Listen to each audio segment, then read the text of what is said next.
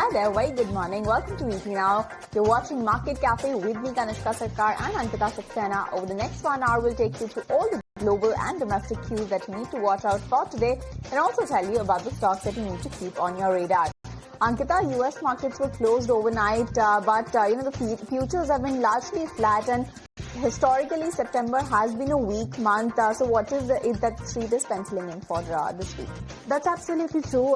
Seasonally, for the US markets, this is a weaker month, and in fact, the news that came in on Friday about the court's ruling on Donald Trump's global tariffs are going to be illegal. That has been weighing down the markets. In fact, if you see the stock futures right now are little changed. In fact, they're in a tight range. Like you said, it is a seasonally weak September for the US market. So let's see how that pans out. But Dow Jones Industrial Futures rose just 41 points, 0.09%, and S&P 500 futures were higher, which was almost about 0.1% uptick that we are seeing. Nasdaq has also added 0.1% uptick as far as the futures are concerned. But if you look at the moves that came in overnight as far as US market is concerned, we did end in the red. In fact, now remember, US markets also had an off on the back of Labor Day holiday, but the last time around on Friday, Dow Jones had ended with cuts of 0.2%. S&P 500 was down more than 0.5%, 0.6% downtick coming in, and Nasdaq saw a sharper cut of almost 1.1% downtick of 249 points that we saw on the US markets on the back of the court's ruling on Trump tariff. But on the latest, we have, of course, the India-China deal that's going on, and clearly Trump has called India-US trade relationship a totally one-sided disaster after PM Modi's visit to China. So let's see how that pans out on the geopolitical front. But as of now, talk to us about how crude is faring, Kanishka.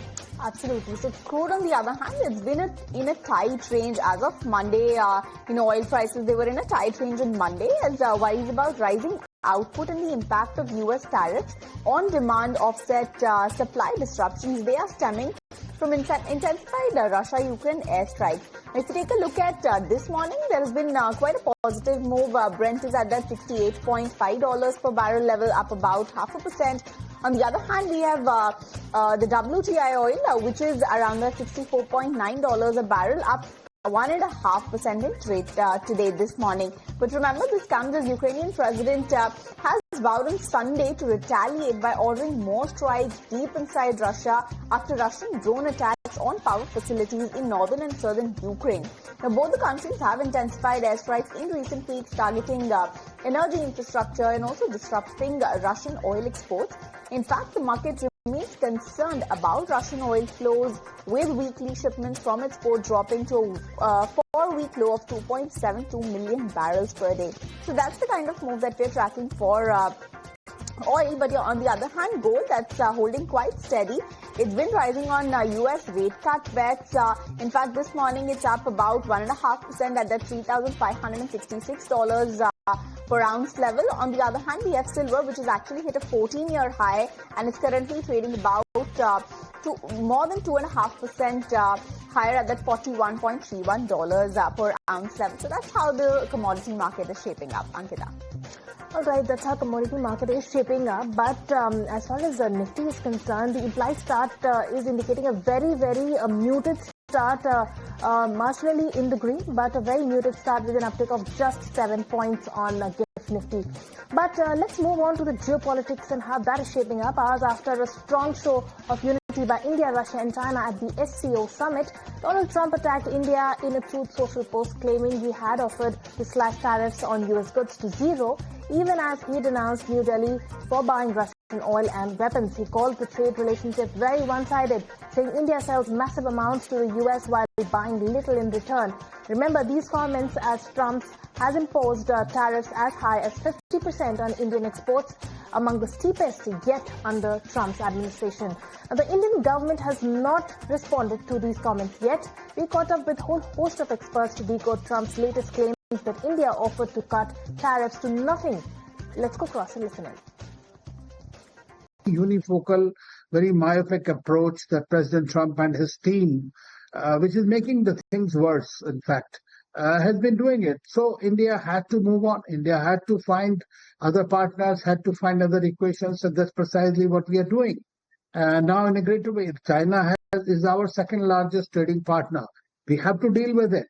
And we have to try to bridge the gap of the trade deficit that we have with China of $100 billion. Our total exports to the United States happens to be somewhere around 80 billion or $85 billion. Now, that we'll have to diversify it. That's important for us.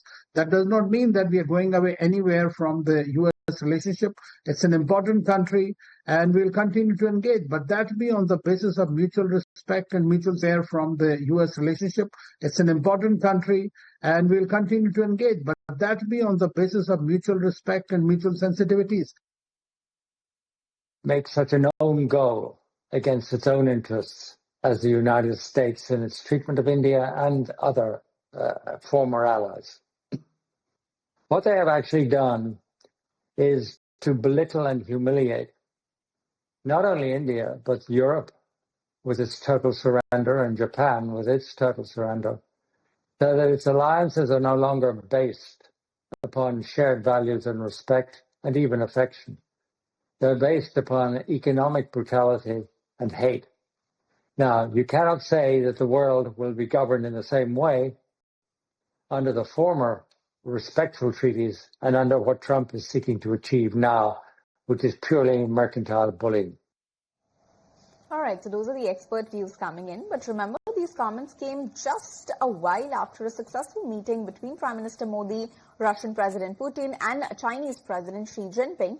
Now, the three leaders are committed to better cooperation and trade between the three nations, while Putin has strongly denounced the West sanctions-led pulling.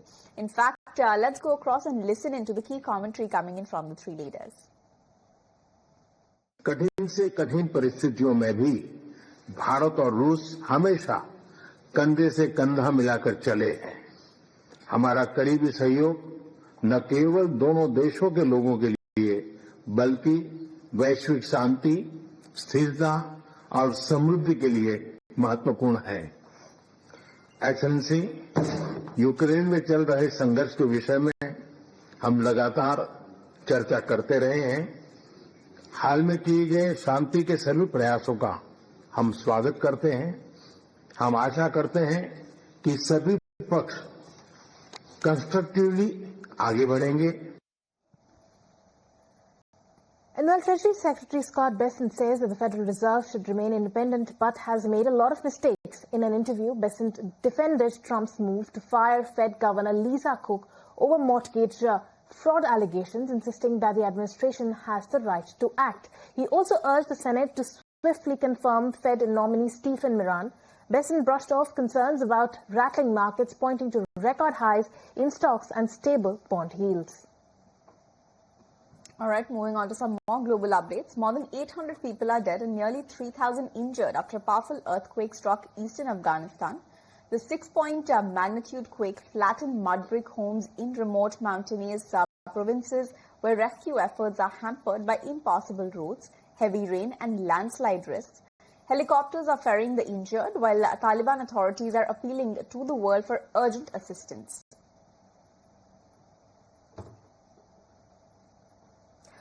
And when Nestle has abruptly fired CEO Laurent Fexi after failing to disclose a romantic relationship with a subordinate just 1 year into the job, the food giant behind Kit Kat and Nespresso named insider Philip Navratil as his immediate successor. The shake-up comes as Nestle navigates slowing consumer demand, trade tariffs and looming leadership changes.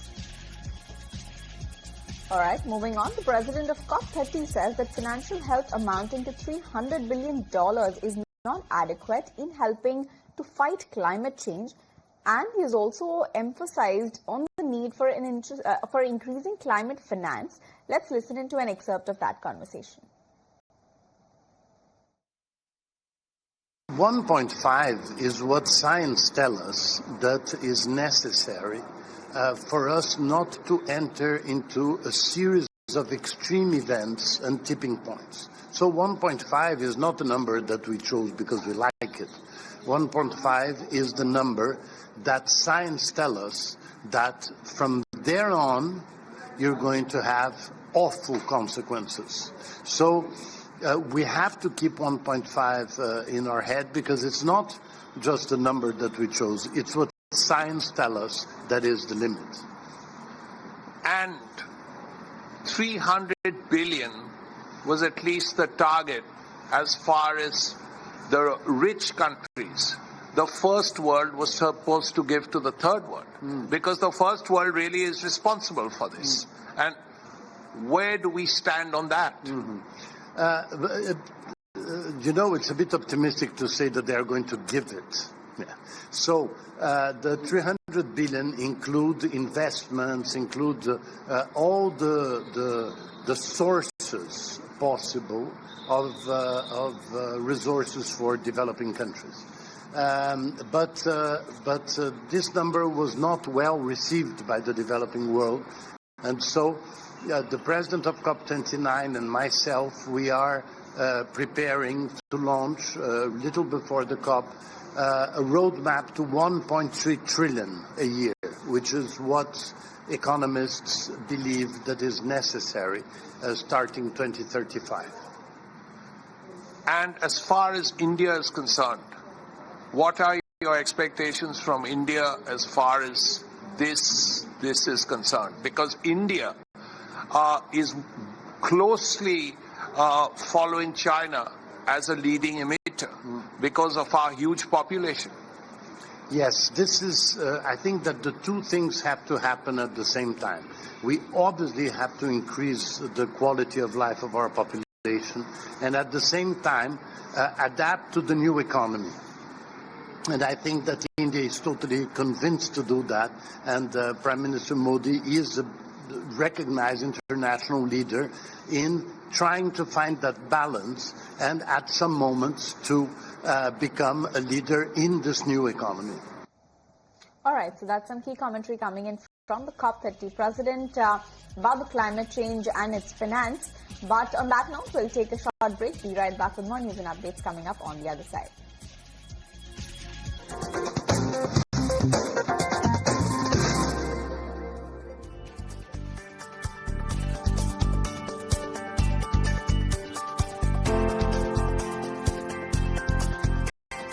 Meeting of leaders in Beijing, and with the tariff uncertainty that's weighing on the sentiment, and this comes after the U.S. Federal Appeals Court on Friday ruled that most of the President Trump's global tariffs are illegal. Now, if you look at the markets, like I mentioned, they have turned mixed. Though we did start on a positive footing, we do see Hang Seng right now trading with cuts of 0.1%. It has turned absolutely flat, actually. They are flip-flopping between the red and the green. ASX S&P ASX 200 is absolutely flat again. It was in the green, but now it's turned absolutely flat with a shade of red here.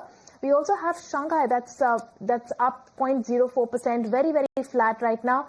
Nikkei is up more than 0.5%. So Nikkei is doing well, and also Kospi. Now remember, for Kospi, we did have the CPI number that came out for South Korea, and it is cooler than what we were penciling in. It rose 1.7% on a year-on-year basis, which is less. Earlier in the last month, we did see an uptick of 2.1%, and also this is the slowest year-on-year rise since November, and is marginally weaker than the 2% rise forecasted by the economist at Reuters. So a cooler inflation is what's really buoying the sentiment as far as Kospi is concerned. So Kospi is in the green, trading with gains of 0.7% right now. So besides that, we do have Nikkei, like I mentioned, that's trading with gains of 0.5%. But besides that, the rest of the markets are pretty much flat right now. And the implied start for Nifty is also very, very flat, with perhaps a shade of green there. Absolutely. So that's what we are penciling. A muted start for the Indian market, but on the positive side is what it looks like as of what the GIFT Nifty is implying. But just to take a look at how markets fared yesterday, in our benchmark indices bounced back after a 3-day decline. Nifty surged nearly 200 points to close comfortably above that 24,600 level, whereas Sensex that advanced over 500 points. Auto stocks led the sectoral gains, driving market momentum. Now let's get Snehi to get us a roundup of all the market action yesterday. Snehi, over to you. Hi there, good morning. Yes, we've seen a stellar day of trade coming in yesterday. yesterday. No complaints on that front. 0.8% uptick is what we saw on the Nifty to close at that 24,625 mark. A very healthy uptick coming in on Sensex, 0.7% move over there as well, and almost a 0.7% move coming in on Nifty Bank. So very smart recovery in the last 30 minutes of trade or so for Nifty Bank as well. Some of the top Nifty gainers yesterday included Bajaj Auto, M&M, Tata Motors, Hero Moto and Aisha. So the top 5 of the Nifty 50 gainers belong to the auto pack. That gave a very big fillip to Nifty Auto, and that was the top gaining sector yesterday. Following that, you had Trent, Eternal, ONGC that did well from the Nifty 50 group of stocks. However, some pressure persisted on Sun Pharma, a 2% cut that made Nifty Pharma the only sectoral loser yesterday, followed by ITC, HUL, Titan as well as Reliance, but Reliance also saw a little bit of a recovery from the day's low. If you take a look at the broader end of the market, a big outperformance coming in from this front. You have the Nifty Mid-Cap Index that outperformed the entire breadth of the market, up 2%, and you also have the small cap space that closed with gains of about 1.8%. Sectorally following auto, you had metal, IT, energy, PSU banks, realty, Nifty Bank and FMCG. Pharma slightly on the flat line and the slight hint of a negative bias, the only sector that has closed in the red. Some stock specific action, then you had very solid moves, about 16% uptick coming in on Ola Electric, followed by Keynes, Aditya Birla Fashion. So ABFRL was up about 8% on the back of robust AGM commentary coming in. You also had Chennai Petro, Tube Investment, the defense and railway counters were also doing very well. All in all, the trade setup yesterday looked very optimistic, and as we head into the expiry today, all eyes are going to be on what the levels are. When we chatted with our technical experts yesterday, one of them did say that 24,700 could be a level that we could test today. So watch out for that and keep a very close eye on where the markets head today. Alright, so these are the D-Street cues that you need to keep on our radar. But what are the stocks that we will be watching out for before the trading session? Ashesha is joining us now with the details of stocks and news. Ashesha, take it away. Well, yes, first up, let's talk about Bharat Electronics, and the stock will be in focus on the back of some new order wins that have come in for the company. In fact, the company informed the exchanges that they've won new orders worth about 644 crores. So big order win, Bharat Electronics in focus on the back of that. New month has started, so we have a lot of operational updates that have started flowing in. Let's put the spotlight on NMDC in particular, where sales in the month of August came in at about 3.39 million tons, which is an uptick of nearly 8% on a year-on-year basis. As far as Coal India is concerned, the sales stood at 56.7 million tons, an uptick of 7% YOY. Meanwhile, IGL will also be in focus. This is on the back of a joint venture that they have signed, where they said that they have signed a joint venture agreement with RVUNL. This is to set up solar projects in Rajasthan, and under the joint venture, the company will initially develop 500 megawatt solar power plant. IGL will hold about 74% stake in the joint venture, and the other company will hold the balance 26% stake in the joint venture. CEAT will also be in focus on the back of some news flow, where the company said that they have completed acquisition of Michelin Group's Camso construction compact line business. This includes Sri Lanka's Midigama plant and casting plant project in Kotugada. So on the back of some acquisition that the company has completed, keep an eye out on CEAT as well today. Ashesha, for all those stocks. But Sharad, let us come to you as well now. Which are the stocks that you are keeping on your list? Bringing an end to a strong auto sales data for the month of August, Hero MotoCorp came out with its numbers post market hours, and August sales has gone up by almost 8% on a year-on-year basis at roughly 5.5 lakh units. Up next are sugar stocks, and there's a positive news flow coming in as the centre has allowed sugar mills and distilleries to produce ethanol from sugarcane juice, sugar syrup, B-heavy and C-heavy molasses, and there won't be any restrictions on ethanol production for the sugar season for 26. Also, CG Power, Keynes and semiconductor stocks would be in focus as important announcements from government and the companies itself would be underway, and today Semicon event starts at 10 a.m. PM Modi would be inaugurating this semiconductor expo. Also BSE, there is a negative reaction expected as for the first time NSE's weekly expiry will change to Tuesday instead of Thursday, and for BSE the weekly expiry will be there on Thursday from this week onwards. Now interestingly, Goldman Sachs has stated that BSE could lose as much as 3% in the market share, and also a 2% decline in EPS is expected for FY26. Also, AB Capital has appointed Vishakha Mulya as the MD and CEO for 5 years, and that augurs well for the stock as well. Alright, so these are the stocks that you need to watch out for in today's trading session. But what are the cues that you need to keep on our radar? For that, we're joined by my colleague Snehi, who's standing by with all the cues to watch. Take it away, Snehi. Well, there's lots of cues to watch out for, and the biggest one of them is going to be watching out for the weekly Nifty expiry now happening on Tuesday. So that is going to be the biggest trigger for the Indian market. Other than that, globally from the US, you have ISM manufacturing and S&P global manufacturing PMI numbers coming out. From Eurozone, all eyes are going to be on their inflation print, their CPI numbers as well. So shifting focus back home in terms of corporate action, board meetings, you'll have JSW Cement Q1 earnings will be declared. So watch out for JSW Cement as well. Deepak Fertilizers, Gabriel India and GNFC will be trading ex-dividend, and it's going to be the last day to buy shares of Concord Biotech and Prestige Estates in case you wish to be eligible for their dividend record date. In terms of annual general meetings, watch out for Gillette India, Hindalco as well as Just Style. And lastly, in terms of some other events, watch out for Airbus, because Airbus workers in the UK are expected to begin their 10-day strike. And also we understand from reports that Apple is all set to open its first Bangalore store in Hebal, and that outlet is going to be called Apple Hebal. So watch out for all of these developments and all of these cues to track, all of them very important to keep a close eye on. All right, thank you so much, Snehi, for taking us through all the cues that we need to watch out for in today's trading session. But on that note, we'll take a very short break. Be right back with more news and updates coming up on the other side.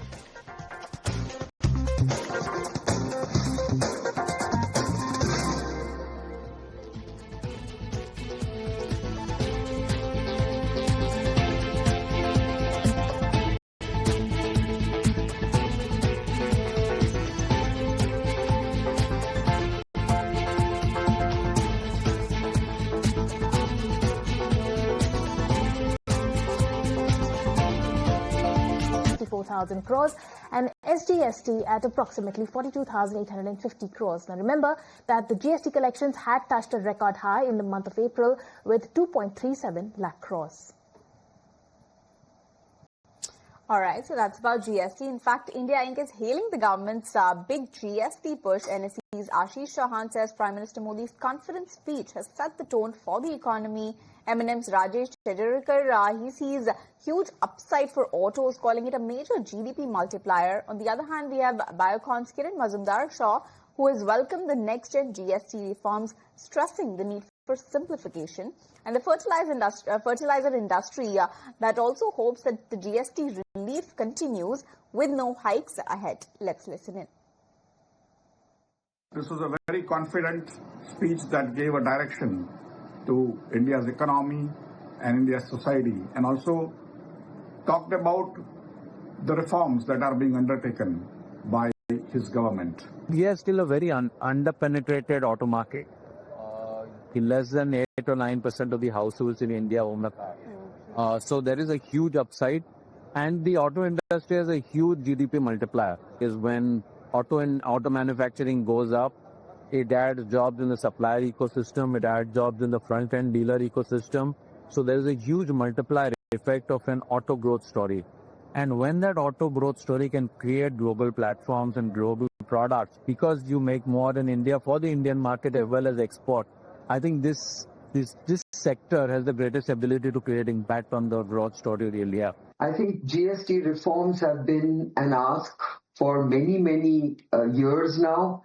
I think there has to be a rationalization, there has to be a simplification, and I think I'm sure the Prime Minister will really ensure that GST reforms will make a big impact on cost of living, cost of consumption, and I'm sure citizens will hugely benefit from these reforms. Fertilizer industry is continuously writing to the Department of Fertilizer as well as the Government of India, and also the subsequent meetings of GST Council.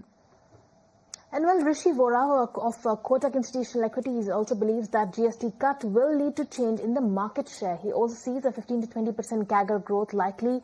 The EV2 vehicle industry for over 1 to 2 odd years. Let's go and listen in to what he had to say about it.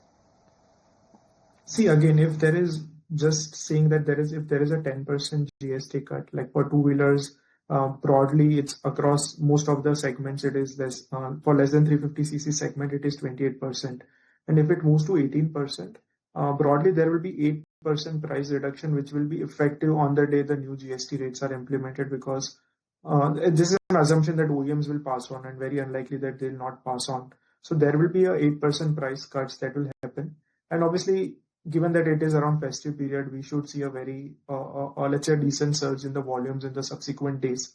But on a broader basis, if I may say, let's say from a 1 year perspective, assuming that the lower prices remains, 8 to 10% price cuts remain, we do expect at least elasticity to be anywhere between 50 to 70%. So at least in terms of full year expectations, at least we should see 5 to 7% positive impact on demand across categories depending on the GST rate changes to happen in terms of volumes for the domestic market. All right, so that was Rishi Vora reflecting on the GST rejig. But moving on, Gurugram is once again in the spotlight with heavy rains causing massive waterlogging and traffic jams across the city for hours. Drone visuals of a 7-kilometer jam have been making rounds across social media. Commuters were stranded at the Delhi-Gurugram border. Meanwhile, IMD has issued an orange alert for the city for all day. All schools, colleges and offices have been asked to remain shut. Delhi government has issued flood warning after discharge from Haryana's Hathnikund barrage rose to over 3.2 lakh cusecs, the highest this season, and Yamuna River has crossed the danger mark of 205.3 meters at the old railway bridge, which serves as a key observation point for tracking the river's flow. All right, and moving on and coming to what's happening in Maharashtra as the Maratha quota stars return to the streets. The Bombay High Court yesterday said that the entire city of Mumbai had been brought to a standstill due to the protests. Now, it also criticized the protesters and ordered the state to clear all the gatherings outside Azad Maidan by today. Prime Minister Narendra Modi also spoke to Punjab Chief Minister Bhagwat Mann on the flood situation in the state and assured all possible assistance from the centre. All right, moving on then. Prime Minister Modi will inaugurate Semicon India 2025 today around 10 a.m. at Yashobhoomi in New Delhi. The three-day event is aimed at catalyzing India's semiconductor ecosystem. My colleague Sharad is here to tell us all about Semicon India 2025. Well, a major event is lined up for the semiconductor ecosystem as PM Narendra Modi will inaugurate Semicon 2025 at 10 a.m. This is India's biggest semiconductor and electronics show, and it will be held in Yashobhoomi, New Delhi from September 2nd to September 4th. Now, interestingly, on August 28th itself, CG Power launched India's first OSAT pilot line in Gujarat to produce India's first made-in-India chips. Interestingly, India's chip market is booming and is set to come in at roughly $100 to $110 billion by 2030, and the India Semiconductor Mission that outlays a 76,000 odd crore rupees investments. Now, the total approved projects under the scheme is roughly 10, with cumulative investments of 1.6 lakh crores across 6 states. Now, let's look at the $18 billion investments which are actually underway. These are the important names. This includes Tata Electronics, Microntech, CG Power and Keynes, to name a few. Of course, a large chunk of this investment is coming in from Tata Electronics at almost $14.3 billion. Now, the global companies which are already manufactured in India, as the data compiled by ET now suggests, Apple, Foxconn, Pegatron, Jabil, Samsung, LG and Philips are there, while the companies who are evaluating supply chain opportunities in the semiconductor space has very interesting names coming in, such as Pidilite, Lind India, Thermax, Schneider Electric, Deepak Fertilizers, Jubilant Ingrevia and Praj Industries, to name a few. All right, moving on then to sugar stocks that will be in focus today on the back of government's notification over ethanol production. Let's go across to my colleague Ashesha, standing by with more details of this. Ashesha, take us through the details of why the sugar stocks will be in focus today. Well, yes, the entire sugar sector is in focus on the back of several news pieces that have come. Now, remember, government has removed all kind of restrictions on the usage of sugarcane syrup, juice and B-heavy and C-heavy molasses that was used for production of ethanol. So remember, last year government had imposed restrictions to ensure availability of sugar in the domestic market. But now all of these restrictions have been removed, and this is a now positive news flow for the entire sugar industry. Remember, for ethanol, the year begins on the 1st of November, and this notification will be applicable for the next ethanol year, which will begin on the 1st of November. So for now, all restrictions have been removed, and this will be a positive. Now, what led to this? One, of course, is a higher than above normal monsoon, and that is expected to aid sugar production next year. ISMA estimates suggest that this year sugar production stood at about 295 million tons, and that is expected to rise by about 18% next year to come in at 349 million tons. So on account of surge in sugar production that is expected to happen next year, government has preemptively taken this measure, and they've decided to remove all kind of restrictions on usage of sugarcane syrup, any kind of juice, and B-heavy and C-heavy molasses that is used for the production of ethanol. So yes, positive news flow that has come in, and the entire sugar sector will be in focus on the back of that. All right, so the sugar sector is going to be in focus on the back of that positive news flow. But moving on, BSE, that could see some pain in terms of market share loss and EPS hit as weekly expiry now changes have come into effect from today. Ravinder is here to explain why. Well, BSE can be in focus in today's trading session, where NSE has shifted its weekly expiry to Tuesday, which is starting from today. And while BSE contracts will now expire on Thursday, and according to Goldman Sachs, the shift could cost BSE around 3% market shares and a trigger to 2% EPS decline in FY26. But why it is negative for BSE, and why NSE has an edge? The NSE traders gain an extra window Friday, Monday, and Tuesday to adjust or hedge position. And this theta play advantage provides more room for strategic moves ahead of expiry, and this is as per Kotak Securities. But why it is negative for BSE? Because with only 2 sessions, Wednesday and Thursday before expiry, BSE faces a trigger trading window that may deter participation, and analysts expect 10 to 15% of volume erosions, and translating into a 5 to 10% earnings hit. And what BSE is doing currently now is to strengthen liquidity. BSE is ramping up their infrastructure, adding co-location racks and bringing into more brokers and FPI. But not only BSE, in the past few months or weeks, we have seen a sharp fall in the capital market space. And the key trigger for all this is trigger F&O regulations, SEBI's push for long-term derivatives, and higher cash market volumes, and drop in retail participation post the Jane Street incident. And lastly, if we talk about stock tracker of BSE, then BSE stock is down 28% from their 52-week high, and down 19% in last 3 months. So overall, it is a negative for BSE. All right, on the back of the weekly expiry for Nifty that has been shifted to Tuesday, BSE is going to be in focus today. But let's shift focus to an exclusive scoop. Then relief is likely for medical device manufacturing in the next GST Council meeting. My colleague Prakash Priyadarshi is here with the details for that. Yeah, big relief likely for medical device manufacturers in the next GST Council meeting, as we are learning from our sources that the GST on majority of medical devices likely to come under 5% slab from 12%. In fact, GST on photographic film, X-ray machines, equipments used in surgery or veterinary uses could attract 5% GST. Whereas goods such as orthopedic appliances, implants and artificial body parts already under a 5% slab. You are aware that the GST on medical devices is spread across nil 5%, 12% and 18% slab at this point of time, and therefore GST Council is likely to rationalize GST on these products. Along with that, issues related to duty, inverted duty structure likely to be addressed, as well as 18% GST on some input products lead to duty inversion. Therefore, GST Council is likely to address this issue as well.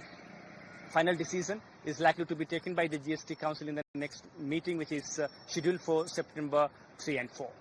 All right, so that's about the medical device manufacturing industry. But moving on, the insurance industry is written to Finance Ministry ahead of the GST Council meeting. Players say that input tax credit on insurance is important to pass on the complete reduction to customers, and that GST on commission expenses should also be exempted. My colleague Anurag Shah is here with more details. So group of ministers has recommended nil GST on life insurance and health insurance premium. But insurance industry, general insurance industry has raised their concern to finance ministry ahead of the GST Council meeting. As per the letter written by insurance industry is seeking ITC for passing of the GST reduction benefit to the policy holder. So presently the GST on health insurance and life insurance premium, the term insurance premium is 18%, and government has proposed nil GST, the complete exemption. So insurers are worried about the ITC, the input tax credit, which they claim against the GST received. So insurance companies pay GST on their reinsurance premium, then commission to agents and aggregator, then their expenses on their various rents and other expenses. So on that GST paid, they get the ITC benefit, and it is around 5 to 6% of overall, and it gets set off against the GST received. But after as government has proposed nil GST, so insurance industry is asking that if nil GST is announced, then whatever expenses they are making, like commission expenses, GST should be made nil on that front also. And they have also written that ITC should be allowed for the insurance companies, so they will be able to pass on the complete benefit. All right, moving on to the next set of counters that will be in focus. Phoenix Mills will be in focus on the back of a bullish brokerage note that has come out from Motilal Oswal. The brokerage firm has upgraded the company and has also hiked the target price. My colleague Snehi is now joining in with the details of the brokerage note. Snehi, take us through what does the brokerage note pencil in for Phoenix Mills? Well, yes, so Motilal Oswal has come out with a note on Phoenix Mills. It's a rather positive note because they've upgraded their rating on the stock to buy from neutral earlier and also hiked the target price to 2,044 rupees compared to 1,646 earlier. So significant upside over here as well. Now, when it comes to their malls portfolio, Motilal Oswal believes that commissioning of new malls will drive growth even beyond FY27 for the company. The management also remains optimistic on the long-term performance when it comes to this segment, and they're projecting strong growth FY27 onwards once all the revamps are in place. Further expansion is underway at Phoenix Palladium, which is in Mumbai, and it's expected to be launched by FY26 or FY27. Now also they've completed the acquisition of 22.1 acres in Coimbatore and the Mohali acquisition in FY25 that was done. With this, the company is also set to more than double its portfolio by FY30, and Motilal is estimating a 21% CAGR in retail rental income over FY25 to 27 to reach 2,800 crores by FY27, and total income to reach 3,900 crores, a big jump over here as well. Moving away from retail, let's talk about offices. The office portfolio is expected to increase nearly fourfold, and this growth will boost rental income by 600 crore rupees by FY27, representing a 71% CAGR till then, or a 3x increase. Lastly, talking about the hotel segment, St. Regis in Mumbai is seeing development in operations, improvement over there. They're also developing a 400-key premium hotel, Grand Hyatt in Market City in Bangalore. There's also another phase 3 of PMC Bangalore coming in with 300 keys new hotel, and the 11-acre Thane land parcel that acquisition was done recently will also have another premium hotel, and this is going to be increasing the total keys to 1,800 in some time from now, from 588 right now. So looking very healthy on this front as well, and these are all the levers on the back of which this upgrade has happened from Motilal Oswal on Phoenix Mills. All right, so an upgrade coming for Phoenix Mills from Motilal Oswal, but shifting focus to some other sectors then. Now, Ajay Srivastava, the CEO of Dimensions Corporate Finance Services, is bullish on the auto sector. He likes the two-wheeler space, and within auto, he believes that the sector has a very good ecosystem. Let's listen into his comments about the auto sector and also why he's not so bullish on the banking space there. We are invested in autos at the end of the day, and we are very bullish about autos for the simple reason that autos have finally opened, at least the two-wheelers have opened, and including the car companies, opened up a big market for exports. So while we just focus ourselves on domestic, if you see the export numbers, they are growing much faster than the domestic numbers, and they will become significant in 2 to 3 years' time. Our supply chains are very good. We are very, very confident. Our manufacturing capabilities is very strong. Our brands, we may copy some of them, of course, but they're pretty strong in the market at the end of the day. They're competing, an Indian auto company competes so well with every global major in this country. So all in all, this is a segment ecosystem where the story is strong, not because just the company is strong, but because the infrastructure, there are thousands of ancillaries which are good quality supply chains. We have just created an ecosystem for auto, I think, which is second to none.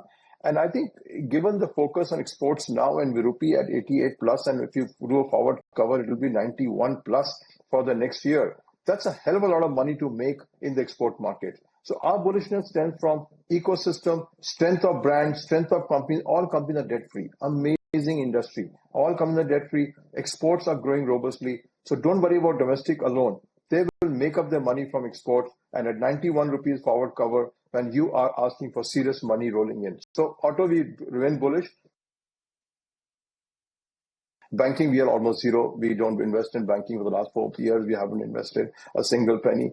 So it's a very focused investment. Healthcare is one of our largest segments of investment at this point of time, between autos, healthcare, and some of the engineering stories which are sitting in the market, and some of the consumer kind of e-com kind of a nature of the companies. That builds up a portfolio at the end of the day. And the good part is that you're getting IPOs every day. We may not like the valuations. They correct, they don't correct. But fact is, new stories come to the market every day. And therefore, we don't have to rely on steel, cement, and all the old foggies that we need to buy on. So answer is, in summary, we have increased our investment, but very focused. We are not in banking. We are not in Nifty 50. I think one stock perhaps. That's all about it. But overall, we have increased our exposure to the market. And well, amid this trade volatility, where investors should be parking their money, to find out more on that, let's go across and listen into what Prashant Jain, his Chief Investment Officer, 3P Investment Managers, had to say about it. Be cautious on the capital goods space, and I would be probably close to neutral or something like that on consumer space, because the good thing in consumer space is that this sector displays more of time correction and less of volatility, especially the consumer staples space. And it has underperformed for a while, and there are some tailwinds. So it could lead to some very near-term marginal outperformance. But longer term, I think still valuations remain above comfort levels in that space. And then, Prashant, there is this entire new age quasi-consumption play also, right? Wherein the valuations are pretty frothy, but those stocks are definitely not coming down. And I think the debate is also whether you pay 40 times for kind of now leadership that you're seeing within that segment, everything from food aggregators, etc., or do you actually pay lesser for the traditional staples? But then again, question mark is on growth. I think you are right that the new age companies should deliver faster growth, but I don't think you are at a stage where you can that narrative is good enough to turn out for these stocks to turn out to as good investments, because the markets are pricing in fairly aggressive growth rates, and in some cases the sight of profits is still not in the near term, and we have seen some serious disappointments also as well in this space. So I think it would be inappropriate to club them all as new age companies. And I think this has got to be a very, very bottom-up individual stock-based view or investments that one has to make. I know one shoe doesn't fit all, but if you were to make a portfolio or recommend exposure to the various sectors right now, you did touch upon banks, capex, and even consumption. But if someone had to put in fresh money to work right now, what should the exposure be to all sectors possibly that one can invest in? So, I may sound too simplistic or unexciting, but I think in these markets, just buying Nifty or Nifty heavyweights would be a good strategy, because I feel, I could be wrong completely, I feel the large caps will do significantly better. And if I have to pick sectors, I would still pick banks, life insurance, maybe telecom, even software. I mean, if at some point of time growth improves, the risk reward could be quite favorable. Pharmaceuticals, automobiles, OEMs selectively. I think utilities, these are spaces which appear to be good to me. And what within CapEx? Expensive defense or relatively cheaper power? I think I would be still cautious on the capex theme because I think, see, this cycle is very different from the previous cycle. Many people like me have simply extrapolated the cycle of 2003-2008 directionally. I don't think that is right. There are very basic, very fundamental differences between the very high growth that these stocks or companies delivered and what is likely in this environment. So I would be, I mean, bottom up, yes, if there are many companies, one or two may appeal, but top down, I feel this sector is still quite expensive. All right, so those are the sectoral picks of Prashant Jain. But moving on, we have a very interesting lineup coming up for you on the next show. That is the market starting 8 a.m. We'll be joined by Swaminathan Iyer, the consulting editor at ET Now, to discuss all about Trump's tariffs that have kicked in for India. Next up, we'll be joined by Ashwini Patil, the head of fundamental research at LKP, to discuss what the auto sales trend is looking like for the festive season. And to discuss the markets further, we'll be joined by Vikas Khemani and the founder of Carnelian Asset Management. Next up, in terms of corporate management, we'll be joined by Tarun Arora, the CEO of Zydus Wellness, to check out the growth roadmap for the company. On the other hand, we have the Semicon Drive coming up today in Delhi, and to discuss what's the growth roadmap looking like for India, we'll be joined by Ruchir Dixit, the chairman of IESA, and Jairam Sampath, the whole-time director and CFO at Kales Technology India. Next up, what is that the GST Council meeting holds for India? That's up on the 3rd and 4th of September. We'll be joined by Santosh Iyer, the managing director at Mercedes-Benz, to understand what's the expectation and the likely outcome that we are looking at. And lastly, at 10:20 a.m., we'll be joined by Sanjay Shah, the CMD at Prudent Corporate Advisory Services, to tell us what's the MF picture looking like, that's the mutual fund picture looking like for the month of August. And well, it's the beginning of September, and the beginning of every month often marks key financial activities like salary credits, bill payments and planning expenses. But just as we plan for our expenses, it's equally important to plan for our investments as well. To encourage this habit, SBI Mutual Fund, in collaboration with Times Network, is launching a nationwide investor awareness initiative, Bharat Nivesh, Behtar Nivesh, Behtar Kal. The objective of this initiative is to promote the habit of consistent investing among Indians, helping them secure their financial future. As a part of the campaign, we are observing the 4th of every month as a monthly reminder to ensure that you start your mutual fund SIP or ensure your existing SIP continues. So go on and set a reminder to invest consistently and stay committed to your goal for financial well-being of you and your loved ones. All right, so that's all the time that we have on this edition of Market Cafe. Ankita and I will take your leave, but don't go anywhere. The market is coming up next.